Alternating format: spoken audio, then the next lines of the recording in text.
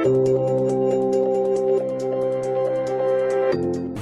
Səhiyyə Nazirliyi qəzalı vəziyyətdə və əsaslı təmirə ehtiyacı olan bütün müəssisələri siyahıya alıb və kapital investisiya layihəsinə daxil edib və bu təqdim olunur. Ora vəsait ayrılmışdıqca Səhiyyə Nazirliyi həmin müəssisələri təmir edib aidiyyatı qurumlara təhvil verir.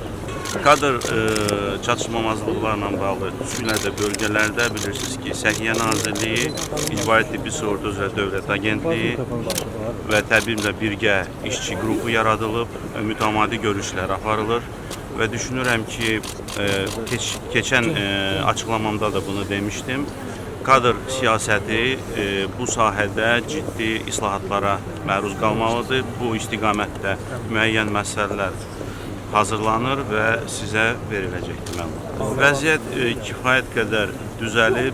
Hal-hazırda Azərbaycan Respublikasında plastik və estetik əməliyyatları eləməyə icazəsi olan 45 nəfər həkim var. Bunların siyahısı açıq şəkildə dərc olunub. İlbəil onlar artar. Ona görə ki, rezidenturanı bitirən həkimlərimiz var. Xaricdə təhsil alıb qayıdanlar var. Məlumunuz olduğu kimi, Azərbaycan Respublikası da məhz plastik, estetik və rekonstruktiv cərrahiyyə üzrə 2 mərkəz yaradılıb. Biri Akademik Topçubaşov adına Elmi Cərrahiyyə Mərkəzində xüsusi şöbə yaradılıb, tam kadrlarla təmin edilib və ən müasir avadanlıqlarla təchiz olunub.